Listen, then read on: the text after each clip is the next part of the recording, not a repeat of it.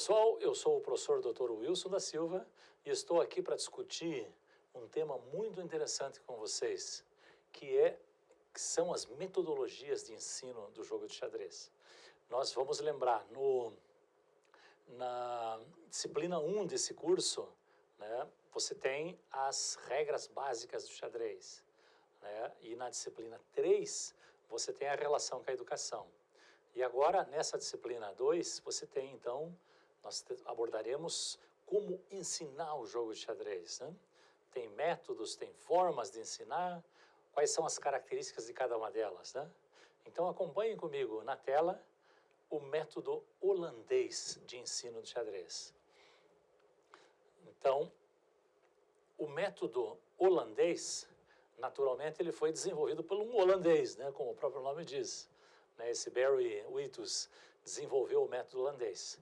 E por que ele desenvolveu o método holandês? Porque ele percebeu que os seus alunos tinham muita dificuldade em finalizar uma partida de xadrez.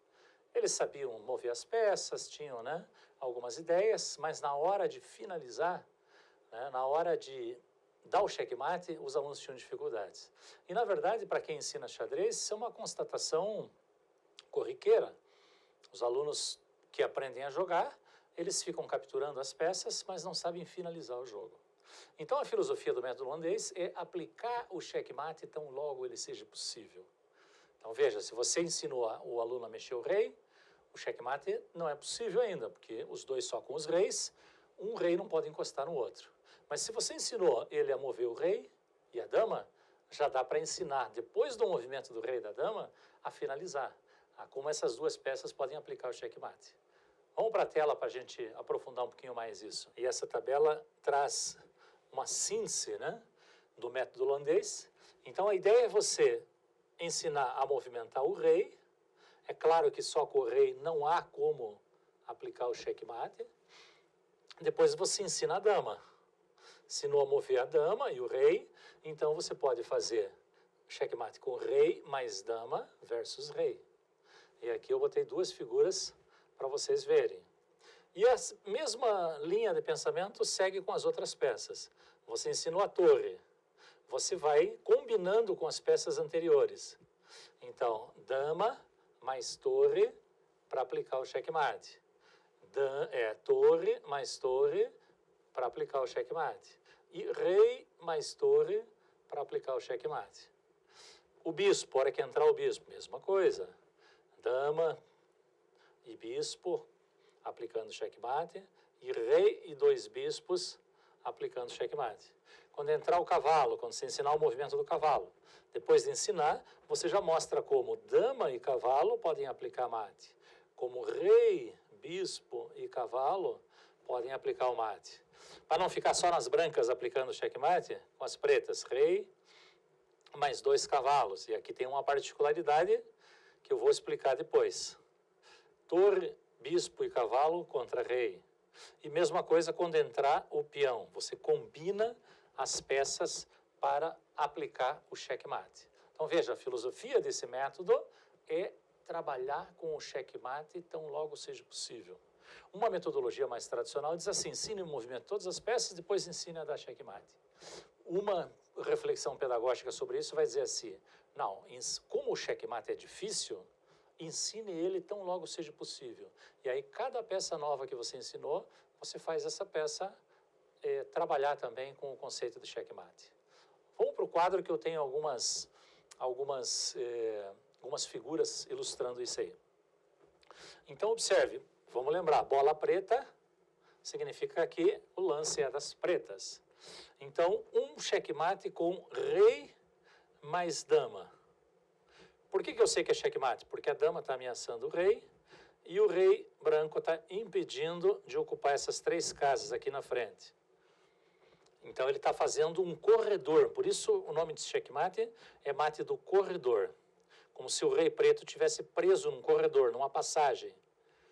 Né? E essa passagem está dada aqui pela oposição do rei preto, o rei branco sobre o rei preto, impedindo ele de ocupar essas três casas. Então, forma essa linha aqui como se fosse um corredor. E a dama ameaça, então, o rei com cheque, e na verdade, como não tem saída, é checkmate. Observem esse outro diagrama aqui. Dama está na frente do rei, ameaçando o rei preto, e o rei branco protegendo a dama para que o rei preto não possa capturar essa dama branca. Checkmate do beijo mortal. Então, observem, tem dois padrões de checkmate aqui que vocês viram já. Já viram também nas aulas de regras básicas do jogo. Você tem o checkmate do corredor. Imagine um corredor, uma passagem, o rei se encontra nessa passagem, ele não pode sair dessa passagem e uma peça entra ali e ameaça ele. É um padrão muito comum de checkmate, né, como a gente já viu ali. E o checkmate beijo mortal. Por que a gente dá nome? Para facilitar a memorização por parte do aluno, para que o aluno possa recuperar essa informação mais facilmente. Qual é o padrão do beijo mortal? Sempre é a dama, que está na frente do rei, o rei está no canto do tabuleiro, a dama está na frente dele e uma outra peça está defendendo a dama. Vamos para o quadro ver isso aí direitinho. Então está aqui o beijo mortal, dama na frente do rei, ameaçando o rei preto, e uma outra peça, que nesse caso aqui é o rei branco, protegendo a dama. Aqui você tem um checkmate beijo mortal no rei preto, feito pela dama branca, só que a proteção da dama é dada por essa torre aqui. Por que o rei preto não pode capturar a dama? Porque ele fica ameaçado pela torre branca que está ali. Checkmate do beijo mortal. Alguns checkmates do corredor aqui, dois na verdade. Figura 4 e figura 5. Na figura 4, você tem o rei preto em G8 e tem uma peça ameaçando ele, que é essa torre de A8. Ameaça o rei, cheque. Por que ele não pode descer para uma dessas três casas? Porque a outra torre de B7 forma o corredor, forma uma parede aqui. Impede o rei de descer, porque se descer, ele fica em cheque. Um checkmate do corredor com rei e torre só. Olha o rei preto aqui. Está em B8. A torre branca está ameaçando esse rei. E por que ele não pode descer para uma dessas três casas? A7, B7 ou C7? Porque o rei branco não deixa, impede, faz uma parede aqui, faz um corredor. Aqui na figura 6, vocês têm um checkmate beijo mortal. Dama está ameaçando o rei, olha o rei aqui em B8. Dama está ameaçando e essa dama não pode ser capturada porque tem um bispo em G2 que defende essa dama. Vamos prosseguindo, ó. Checkmate, ó, estou seguindo aquela tabela que eu mostrei lá no início. Ó. Checkmate com 2 bispos mais o rei versus o rei preto. E aqui, por que é checkmate? Observe que o rei branco domina essa casa, a casa H7. Então o rei preto não pode descer para cá. A casa H8, onde ele se encontra, está ameaçada por esse bispo aqui. Ó. O bispo ameaça lá. E domina também essa casa aqui. E por que ele não pode vir para esse lado aqui, ó, G8? Porque tem um outro bispo branco que domina essa casa. Então você tem o rei ameaçado e não pode fugir. Na figura 8, observem a dama aplicando checkmate na verdade, né? Está ameaçando o rei. E por que esse rei não pode capturar a dama? Porque existe um cavalo que defende a dama. Ó, observe que o L, o final do L, é no movimento da dama. Ó, ele anda 1, 2 e vira. Então, se o rei capturar a dama, o cavalo está protegendo a dama. Observem também, nessa figura 9, que tem um checkmate com rei, cavalo e bispo contra o rei que está sozinho lá no canto, o rei preto. Vamos entender esse checkmate. Por que o rei não pode descer para essa casa? Porque o rei branco impede. Por que o rei não pode vir para cá? Porque o bispo está ameaçando o rei, dando cheque e também está dominando essa casa. E por que o rei não pode ir para a casa B8? Porque o cavalo domina a casa B8. Então, Como vocês podem observar, em todos os diagramas, você tem uma combinação diferente de peças aplicando o checkmate. Essa é a ideia. Ensinou o movimento do rei, ensinou uma nova peça, mostre ao aluno como essas peças podem aplicar checkmate. Vamos continuar no quadro para ver mais alguns exemplos. Rei e 2 cavalos aplicando checkmate. Por que é checkmate? Porque essa casa aqui na frente está dominada pelo rei preto e pelo cavalo também. Ó. O cavalo anda em L e domina a casa. Essa casa aqui está dominada pelo rei preto. E esta casa aqui está dominada por esse cavalo. Então, observem que o rei está em xeque, porque um cavalo ameaça ele, e nenhuma das 3 casas em volta ele pode ocupar, que ele está ameaçado. Rei branco levando um checkmate contra 3 peças, de 3 peças, trabalhando juntas. Cavalo, bispo e torre. Observe que a função da torre é ameaçar o rei. Cheque vem pela torre preta. E qual é a função desse cavalo e desse bispo? Formar uma parede, dominar as 3 casas da frente de fuga. Né? O cavalo domina essa e domina essa aqui. E essa casa aqui da frente, casa C2, o bispo está dominando. Então, o rei está em xeque e não pode fugir, isso é checkmate. Um checkmate beijo mortal feito pela dama preta agora. Está ameaçando o rei branco, portanto xeque. Por que o rei não pode pegar essa dama? Porque tem um peão defendendo. Se o rei captura a dama, ele continua em xeque, portanto o lance é ilegal.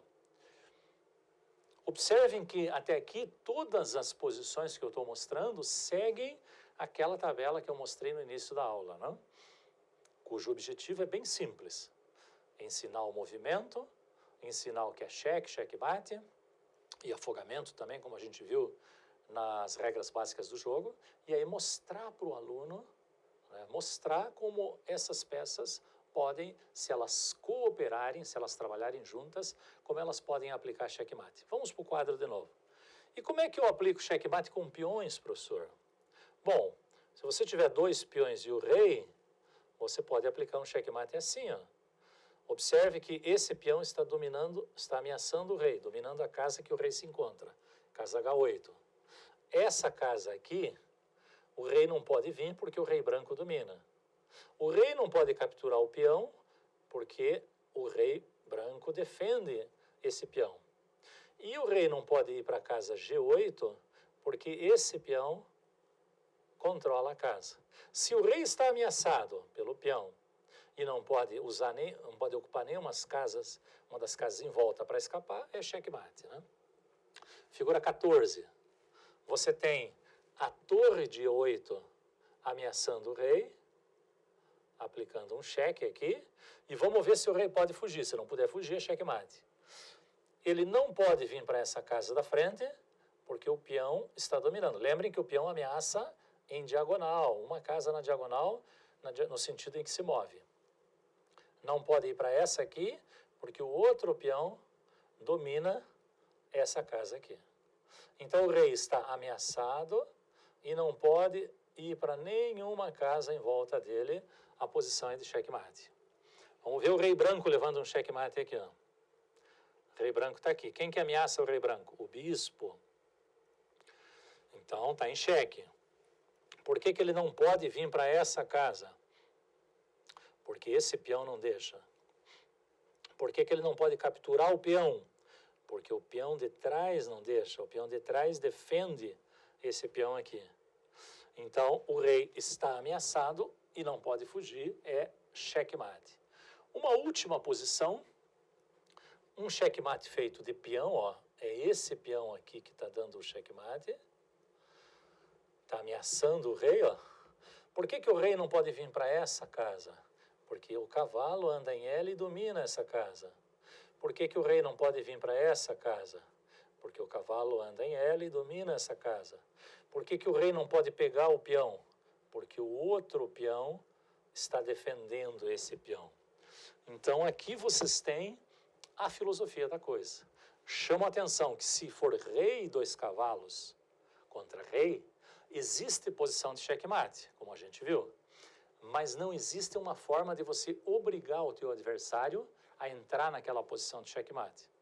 Para usar o jargão do xadrez, não existe como forçar o adversário a levar esse checkmate. Ok, pessoal? Na próxima aula, segunda aula de metodologias, vamos continuar vendo novas formas de ensinar o jogo de xadrez.